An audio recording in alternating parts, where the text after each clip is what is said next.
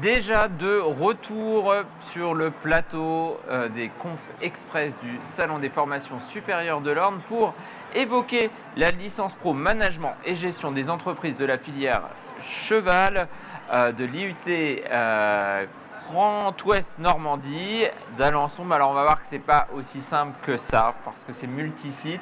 C'est la formation par excellence qui est ancrée dans le territoire ornais.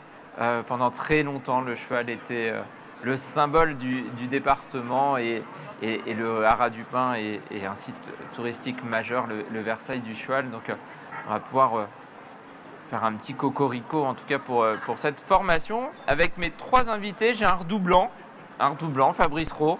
Rebonjour, enseignant au lycée agricole de C. Rebonjour, donc agricole de C, lycée public agricole de C, où on a des spécialités dans le monde équin, on a des formations équines, une option hippologie équitation, une section sportive équitation, et on intervient effectivement sur la licence pro dans un module qui comprend quelques heures. Mais normalement, on ne se revoit pas après. Et je pense que pour la journée, ce sera bon. À côté de vous, j'ai Priscilla Japio, qui est étudiante en licence pro, et un petit peu plus loin, Maud Caillot, qui est de l'Institut français du cheval et de l'équitation, plus connu sous le nom de IFCE. C'est ça, tout à fait. Donc, question pour toutes les deux, parce que les redoublants connaissent déjà mes questions. Que vouliez-vous faire quand vous étiez petite ? Vous vous souvenez pas ? C'est une bonne question, je crois pas me souvenir de ce que je voulais faire. Ce qui est sûr, c'est que j'ai un parcours un peu atypique. Tout le monde dit ça aussi. J'ai deux réponses qui sont classiques. C'est quand je demande les salaires, on me donne aucun chiffre. Et la deuxième chose, c'est... On n'en a pas en fait. Et la deuxième chose, c'est que tout le monde a des parcours atypiques. Donc c'est un bon résumé finalement que des fois on s'inquiète quand même sur l'orientation, mais qu'au final, il n'y a pas de parcours linéaire la plupart du temps. C'est ça. On découvre ce qu'on veut faire au fil du temps. Et puis parfois, il suffit d'être au bon moment, au bon endroit. Et ça part comme ça. Et Priscilla ? Alors moi, j'ai toujours voulu travailler avec les chevaux, mais je voulais faire vétérinaire spécialisé dans les chevaux. Mais du coup, ça ne s'est pas passé exactement comme ça.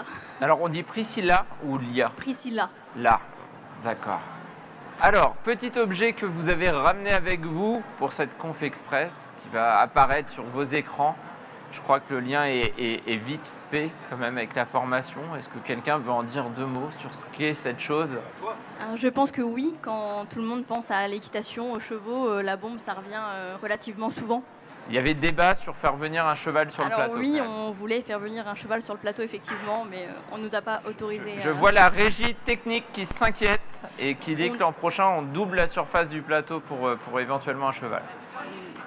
Nous verrons bien ça, je ne serai plus là l'année prochaine pour voir ça en tout cas, donc ça reste à voir.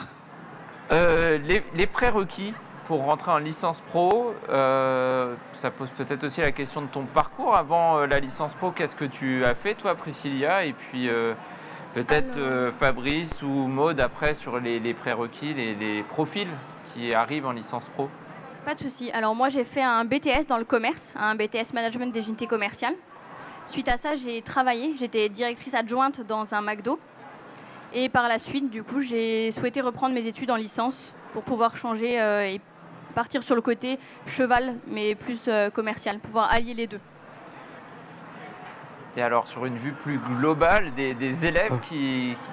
Avant de passer la parole, peut-être, je sais que sur le lycée agricole, on a une majorité d'élèves de BTS production animale, ainsi que des élèves de BTS Axe, qui constitue quand même une base, les trois quarts des élèves de la licence pro. Après, il y a quelques parcours atypiques où effectivement, comme un BTS management ou un BTS vente. Alors, je ne sais pas, cette année, il y a peut-être quelques cas atypiques.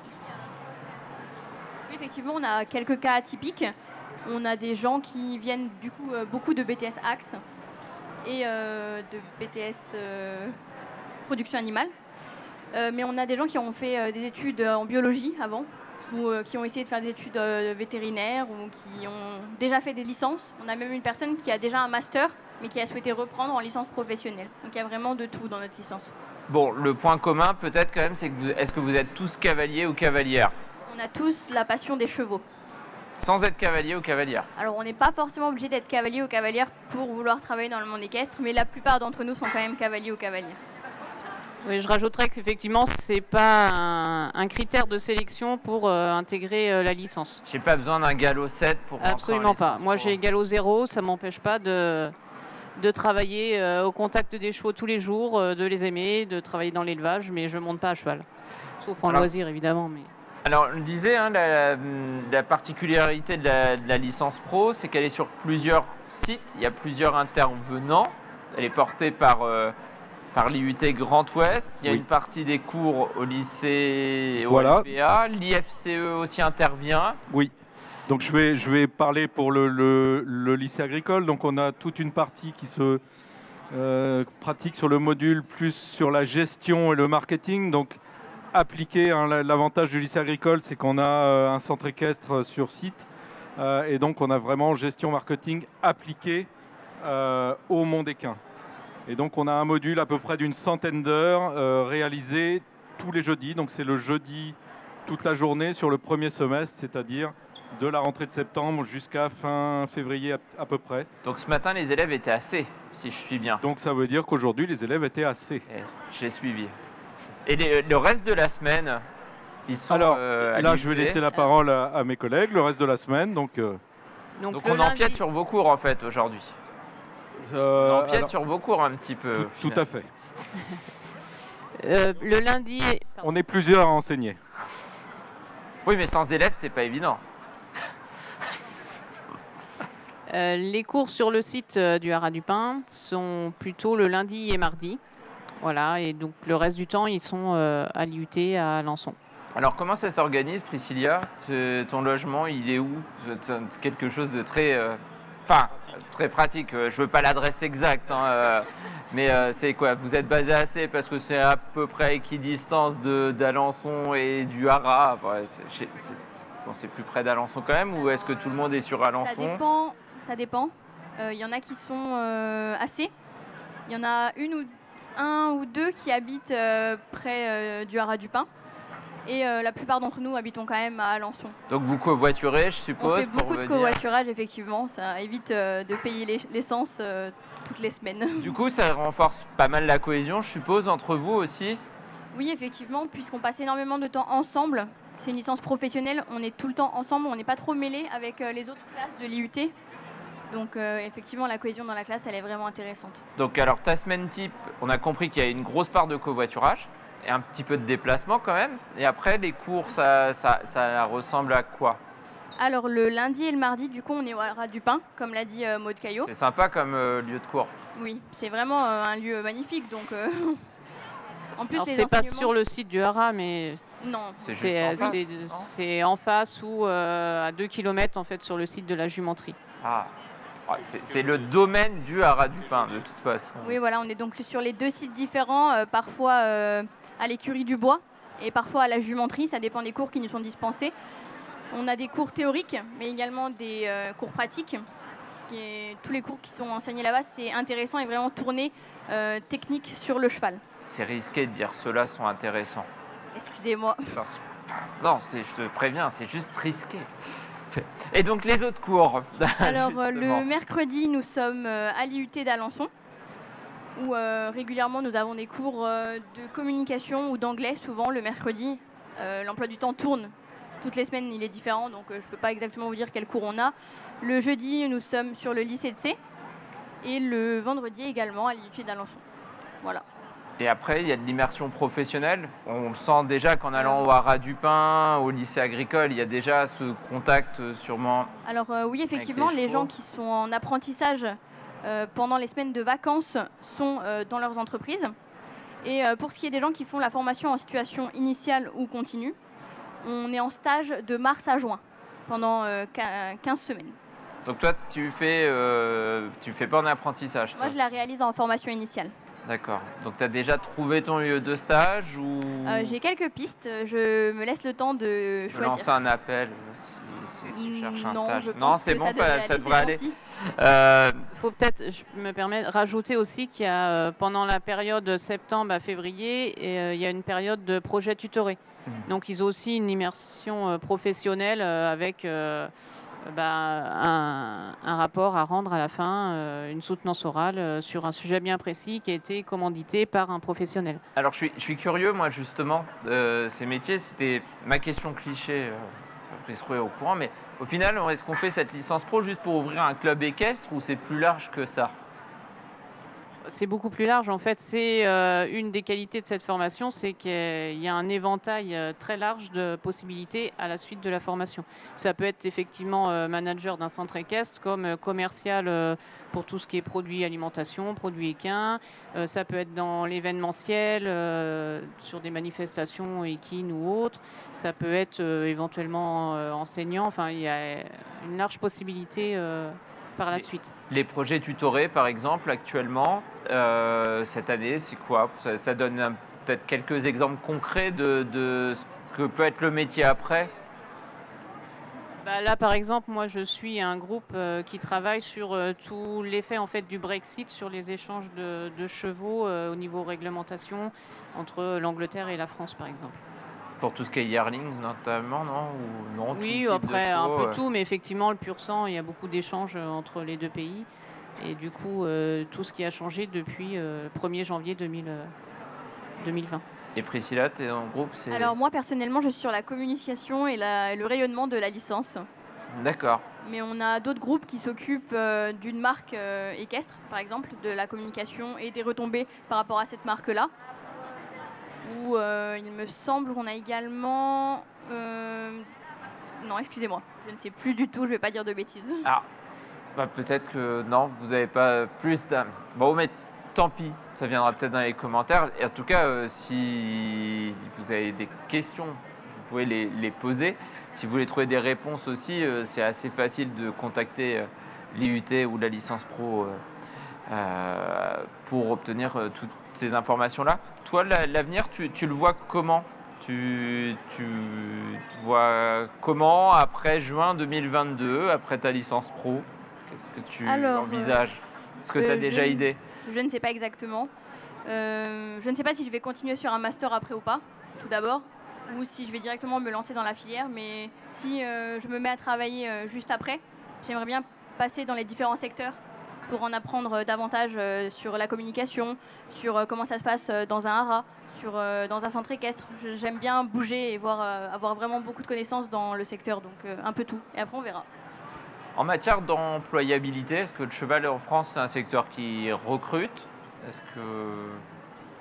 Alors, c'est un secteur qui recrute, alors peut-être pas forcément à grande échelle en termes de niveau Bac+3, mais le secteur du cheval, oui, il y a beaucoup d'offres et justement, c'est un souci un peu, c'est qu'il n'y a pas beaucoup de candidats sur ces offres.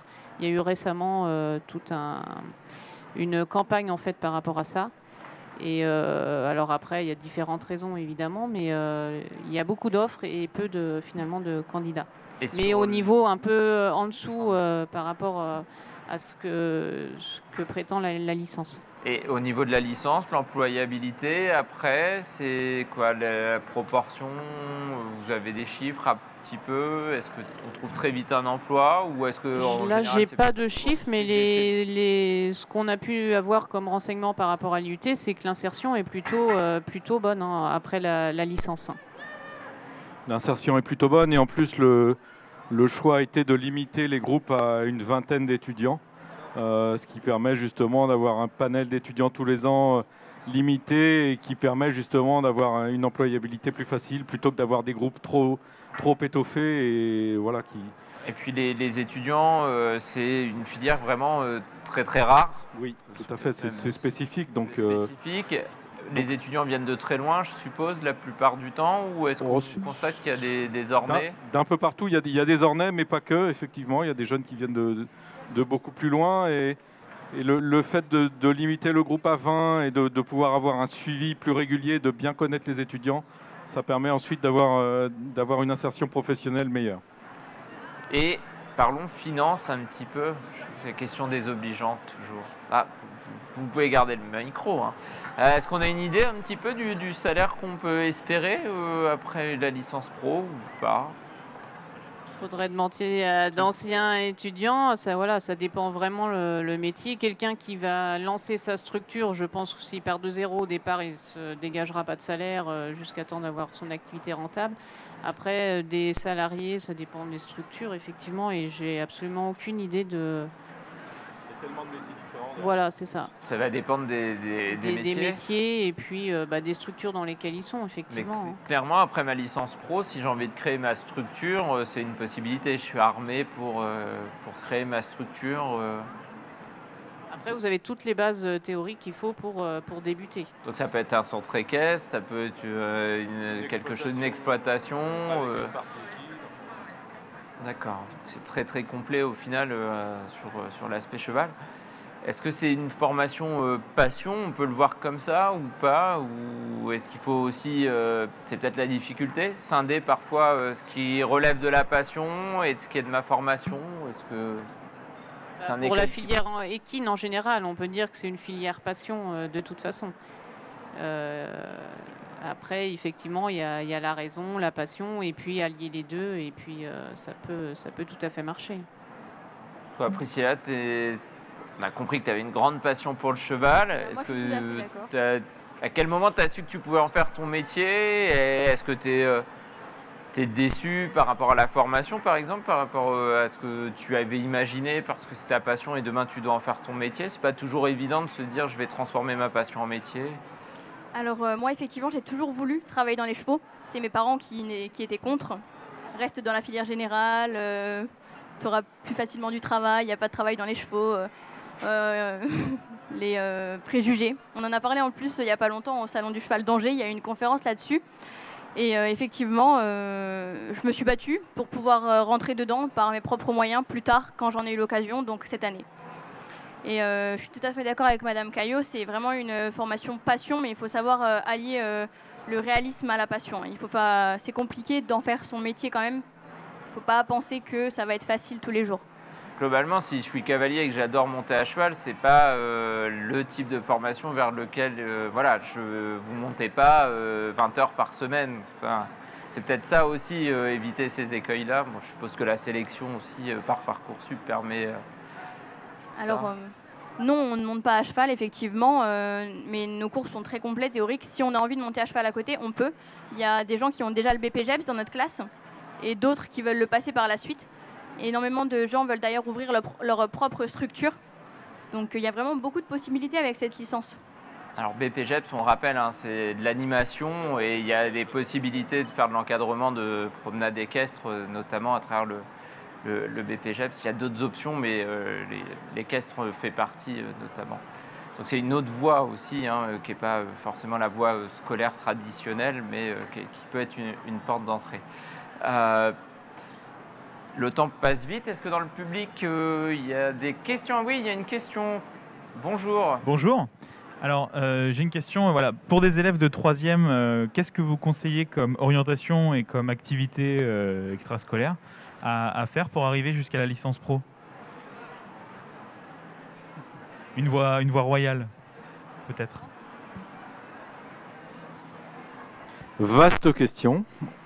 Et il nous reste 3 minutes. Hein. Je dirais qu'il y a plusieurs voies possibles. Hein. Il y a la voie générale. La voie générale qui de toute façon reste possible. On peut, quel que soit le niveau de scolarité, on peut se réorienter vers le milieu équin. On peut s'orienter vers le milieu équin, sortie de 3e, sortie de bac, sortie de bac plus 2. Enfin, il y a vraiment tous les niveaux possibles. À chaque passage, on peut bifurquer vers le milieu équin. Après, quelqu'un qui a la passion et qui veut s'orienter très tôt, il peut partir vers un bac professionnel, conduite et gestion d'une entreprise hippique. Ou s'il ne veut pas monter, avoir un niveau de galop, prendre plutôt vers l'élevage, donc un bac professionnel, conduite et gestion de l'enseignement agricole avec l'option équine. Voilà les possibilités. Sinon, après, il y a des BTS, BTS PA, BTS Axe, où il y a un peu plus de comptabilité gestion. Voilà à peu près le panel. Alors, je ne sais pas si j'oublie des formations, mais vraiment, on peut faire n'importe quelle formation et en fonction de son niveau scolaire, pouvoir s'orienter, quel que soit le niveau, pouvoir s'orienter à un moment ou à un autre vers le milieu équin. Non, Madame c'est parfait, Caillot, j'ai vous rien vouliez à peut-être, ajouter. Non, c'était non, j'aurais pas fait parfait. mieux. Alors, dernière épreuve, à moins qu'il y ait d'autres questions qui soient arrivées, soit dans la salle, soit sur les réseaux. Autrement, il va être l'heure de conclure. Et pour conclure, hein, il ne faut pas partir trop vite. Il y a une dernière épreuve terrible, 30 secondes. Alors, au choix, soit pour Priscilla, soit pour Maude, pour me donner envie de rejoindre la licence pro l'an prochain.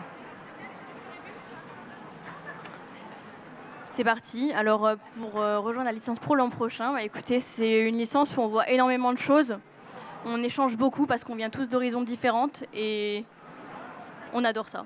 Tout simplement, on adore ça. On voit des choses différentes tous les jours. On vit des expériences qui sont quand même uniques ici. En plus, on voyage beaucoup sur les 3 pôles. On rencontre beaucoup de professionnels également.